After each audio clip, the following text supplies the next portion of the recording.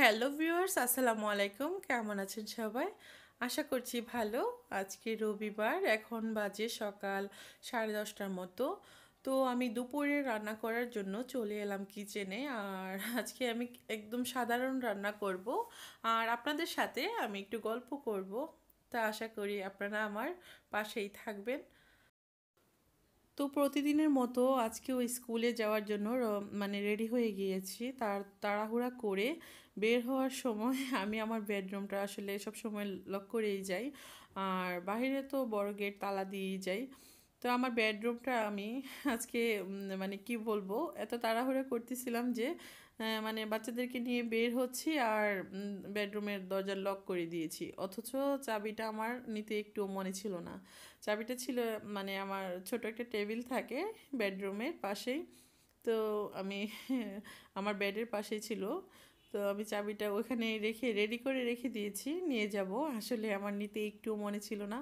তা আমি তো অলরেডি দরজা লক করে দিয়েছি। লক করে আমি এখন কি করব, আমি মেইন গেটও তালা দিতে মানে যখন গেলাম তখন দেখি চাবি আমার ব্যাগে নেই।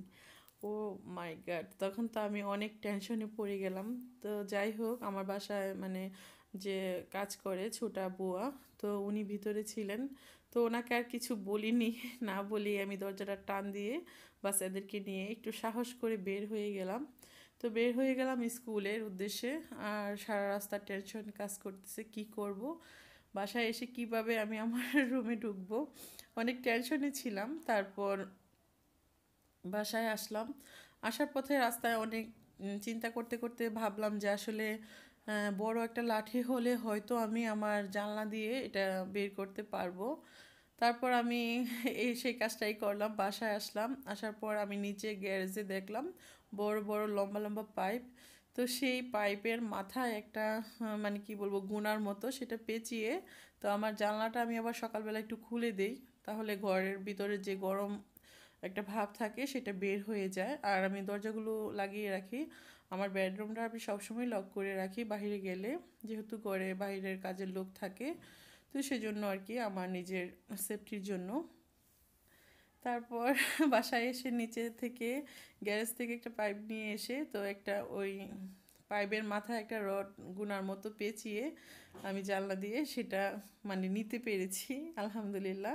তো অনেক ভালো লেগেছে। আর চাইলে শ্যুট করতে পারতাম, কিন্তু সেই সময়টা এতটাই আমি বিজি ছিলাম, মানে টেনশন কাজ করতেছিল যে এটা হবে কি হবে না, না হলে দরজাটা ভাঙতে হবে, দরজার লকটা ভাঙতে হবে, ওইটাও মাথায় আসছে না। তখন আমার শুধু একটাই টেনশন, কখন আমি চাবিটা মানে এখান থেকে বের করব।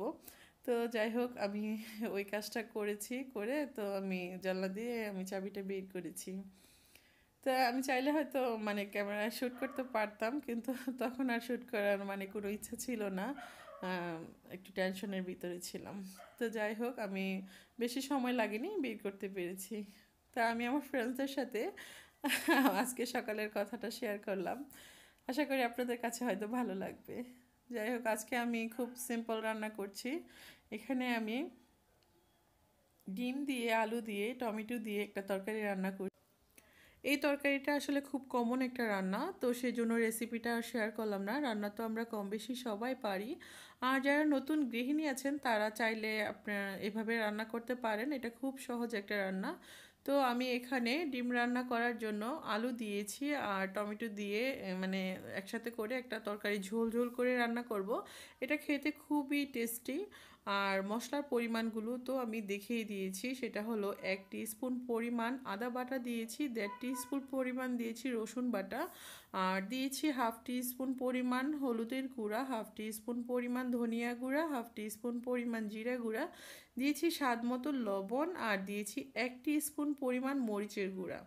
তো পেঁয়াজটা ভালো করে ভেজে মশলাগুলো দিয়ে একটু পানি দিয়ে মশলাটাকে আমি ভালো করে কষিয়ে আমি আলুটাকে দিয়ে দিয়েছি, যেহেতু আলুটা একটু শক্ত। আলুটা আমি 5 মিনিটের মতো মশলার সাথে কষিয়ে, আলুটা যখন একটু কষানো হয়ে গিয়েছে, তো আমি এখন টমেটোগুলো অ্যাড করে দিলাম। তো টমেটোগুলো আলুর সাথে আমি আরেকটু কষিয়ে নেব, এতে করে তরকারিটা খেতে খুবই ভালো লাগে। তো ভিউয়ার্স, আপনারা চাইলে আমার মতো এভাবে রান্না করতে পারেন। আর যারা পারেন তারা তো পারেন, যারা নতুন গৃহিণী ব্যাচেলার ভাইরা আছেন তাদের হয়তো কিছুটা হলেও উপকারে আসবে আমার এই রান্নাটা। আর আমি আরেকটা কথা বলবো, সেটা হলো আমি সকালবেলা যেই বিপদে পড়েছি চাবি নিয়ে, তো সেই বিপদে আসলে পড়তে হবে না। আমি আপনাদেরকে একটা রিকোয়েস্ট করব, সেটা হলো আসলে আমরা তো বেশিরভাগ সময়ই মারা আর বাবারা ব্যস্ত থাকি, তো বাচ্চাদেরকে নিয়ে মারাই কিন্তু বেশিরভাগ ছোটাছুটি করতে হয় বেশিরভাগ সময়। বাবারা যেহেতু অফিসে বাহিরের কাজে ব্যস্ত থাকেন, তো স্কুলে নিয়ে যাওয়া আনা, তারপর বাহিরে যাওয়া যে কোনো কাজের জন্যই, তখন বাসায় কিন্তু আর কোনো লোক থাকে না, হয়তো বাহিরের কাজের লোকরা হয়তো থাকে। তো নিজের সেফটির জন্য বাসায় বেডরুমটা নিজের মানে যেখানে নিজের খুব দরকারি জিনিসপত্র আছে সেই রুমটা যদি আমরা লক করে রাখি, তাতে কিন্তু আমাদেরই অনেকটা উপকারে আসে।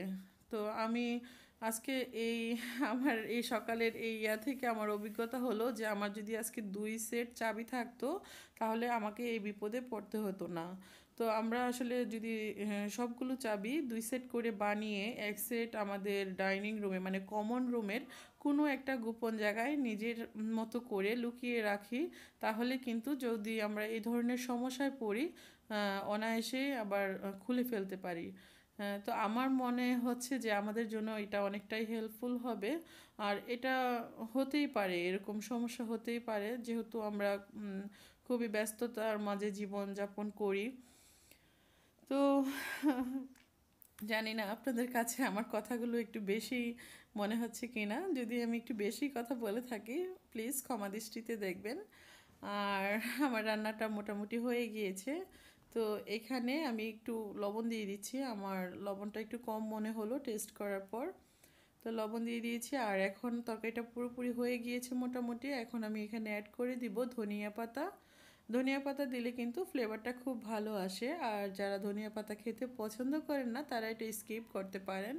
এখানে চাইলে আপনারা দারুচিনি বা এলাচ এই দুইটা মানে অল্প অল্প করে দিতে পারেন এই ডিম তরকারিতে, শুধু যদি ধনিয়া পাতার ফ্লেভারটা ভালো না লাগে। তো আজকে দুপুরে আমি খুব সিম্পল রান্না করেছি, আমি শুধু ডিম দিয়ে এই তরকারিটা রান্না করেছি আর বাঁধাকপি ভাজি করেছি। তো সেই রেসিপিটা আর শেয়ার করলাম না, আর ভাত রান্না করেছি।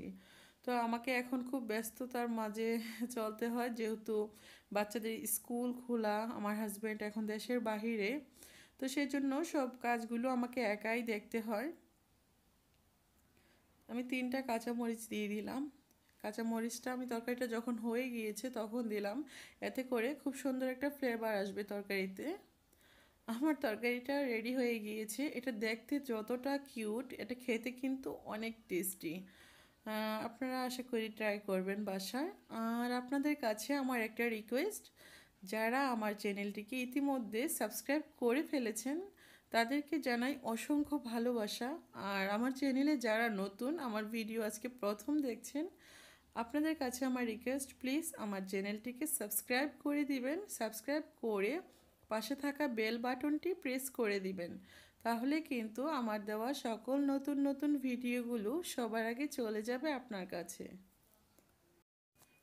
আমি আরেকটা জিনিস আপনাদের সাথে শেয়ার করছি, সেটা হলো আমার অনেক ভিউয়ার্সের প্রশ্ন থাকে আমার বাসায় কেন 2টা চুলা। তো আমার বাসায় 2টা চুলার কারণ হলো এগুলো হলো সিলিন্ডারি গ্যাস। তো এই সিলিন্ডারি গ্যাসগুলা আমাদের যারা প্রয়োজন মনে করেছি তারা এখানে এনে রেখেছি। কেননা শীতের দিনে ঢাকায় কিন্তু অনেক এলাকায় গ্যাসের লাইনে গ্যাস সবসময় থাকে না, দেখা যায় রান্না করার সময় গ্যাস চলে যায়। তো সেই জন্য আমরা কয়েকজন মিলে এরকম লাইন করে নিচে সিলিন্ডারের গ্যাসের বোতলগুলো রেখে এভাবে পাইপ টেনে যার যার বাসায় নিয়েছি। তো দেখা গেল সরকারি লাইন যেটা, ওইটা যদি না থাকে কখনো, তখন কিন্তু আমরা চাইলে সিলিন্ডারি গ্যাসের চুলায় রান্না করতে পারি। তো আমরা আর কি এটা এভাবে করে নিয়েছি, আমার একটা হলো সরকারি চুলা আর একটা সিলিন্ডারি। যখন সরকারি লাইনের গ্যাস না থাকে তখন আমি সিলিন্ডারি গ্যাসটা ইউজ করি, যেহেতু বাচ্চার ঘর আমাদের কিন্তু অলওয়েজ রান্না বান্না এটা সেটা লেগেই থাকে, তো সেই জন্য। এখন বাজে বিকাল 5টা।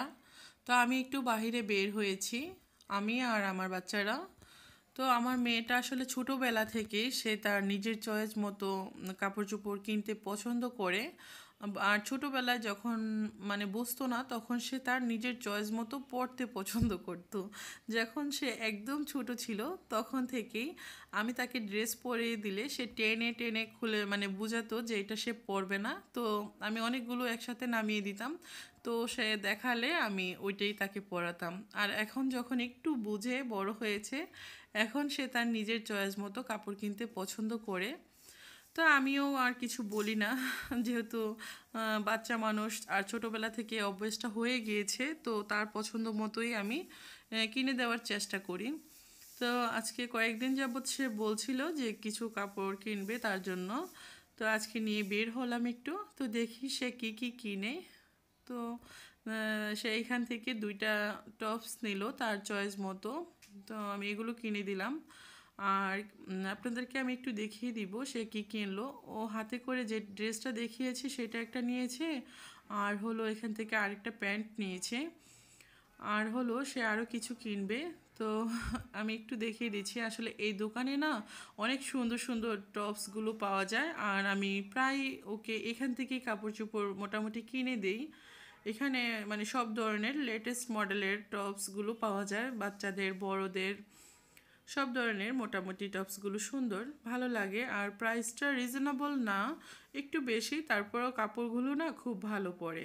তো সেই জন্য আমি একটা দোকান থেকেই কেনার চেষ্টা করি। আর ও যদি এই দোকানে তার মন মতো কাপড় না পায় তাহলে অন্য দোকানে আবার আমাকে নিয়ে যায়। তো এখানে আমাদের কেনাকাটা মোটামুটি শেষ, তারপরেও দোকানের টপসগুলো আমি আপনাদেরকে একটু দেখিয়ে দিচ্ছি।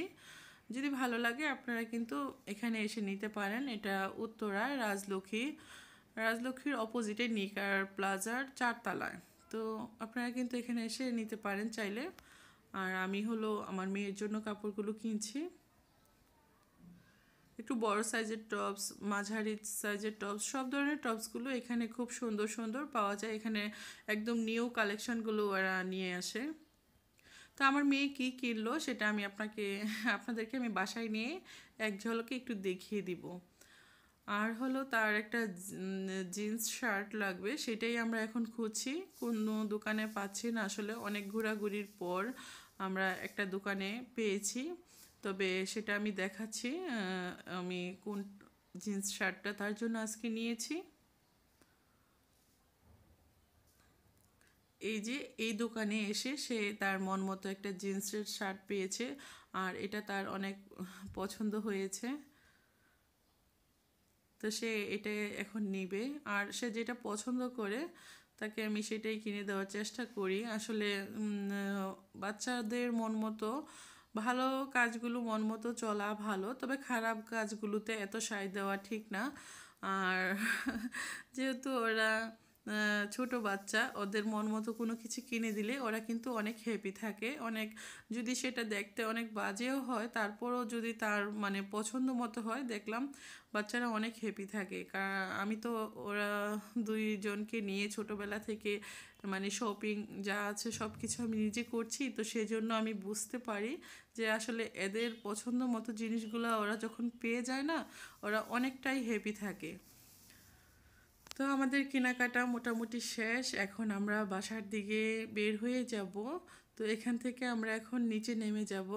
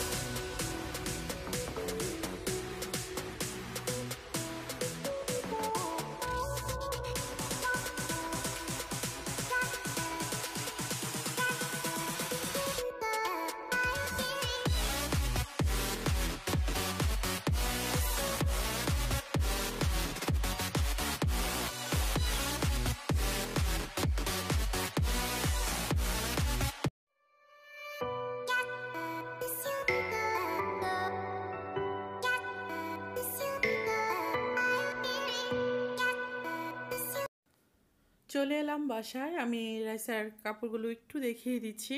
আর আমার ব্লগটা আজকের মতো এখানেই শেষ করে দিব। সবাই ভালো থাকবেন, সুন্দর থাকবেন। আর আগামী ব্লগ দেখার সবাইকে আমন্ত্রণ জানিয়ে আমি বিদায় নিয়ে নিচ্ছি। আল্লাহ হাফেজ।